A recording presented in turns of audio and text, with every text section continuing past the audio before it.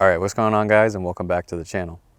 Now behind me is a 1997 Honda Prelude Type SH, and this is actually my car. And I've had this car for almost 10 years now, which is pretty crazy to say. And this is one of the very few cars that I've held on for this long, but unfortunately I've come to the point where I need to let it go, and I'll be putting this car up for sale pretty soon. And I know on the channel that I really haven't talked about this car, but if you know me personally, you know how much this car actually means to me. But before we get into the details of the car, I did want to make this video just to give you my overall thoughts on the ownership of owning a Honda Prelude. And that was the final clip that I ever took with my Honda Prelude. And it's really sad for me to have to finally get rid of this car after 10 years, but I will say that it was a really pleasant owning experience. So just to kind of quickly sum up how I even got the car in the first place, this was back in high school, and I used to be checking Craigslist almost every single day after school. And I was specifically looking for a Prelude. At the time, my very first car that I had, it was a 4-door Integra. Unfortunately, it was an automatic, and I was just basically using it just to get to school and stuff. And I didn't really have any interest in it since it wasn't a manual transmission. And I still at the time didn't even know how to drive a manual, but I knew that I wanted a manual transmission car, specifically a Prelude. So I came across this ad, and it had 0 pictures and 0 information about the car. It just said, Honda Prelude, call this number.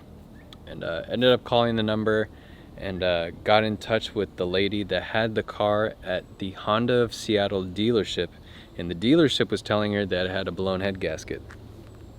And at the time I was still having to go to school, so I asked my dad if he can go out and take a look at it and stuff, and he told me that the car is super clean, and even if it's a blown head gasket, like, you could just start tearing into it, and it would be a really good experience just to be able to do that, right? So I ended up buying the car, and right off the bat, the lady was so sad that she had to get rid of it that my dad was even telling me that she was crying for a little bit because she was just so devastated that she couldn't pay to keep the car around.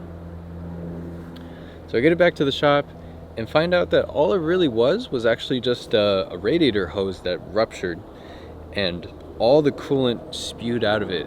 And, you know, given the fact that this is a Honda, it was very likely that the head gaskets didn't get hurt. So we just slapped on a new radiator hose, flushed out the rest of the coolant, and put some brand new coolant in it. Jesus. So we put some brand new coolant in it, and it fired right up, and it never overheated even once. So once we found out that, it was really great news. And for the most part, all I really did with the car is I lowered it, so I put it on like some springs.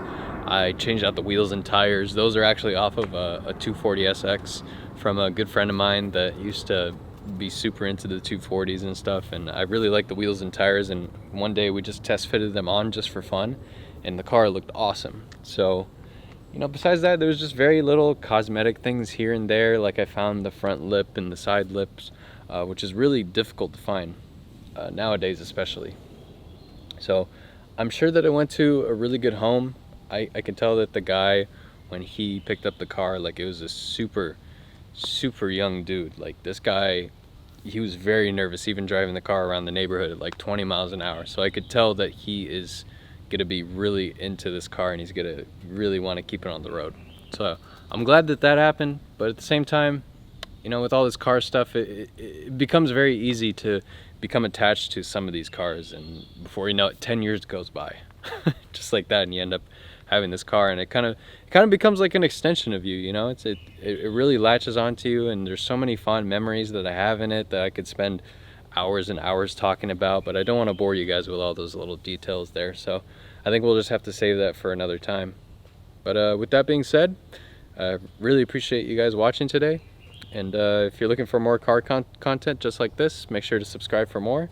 But I think with that being said, I'll just catch you guys in the next one, so take care.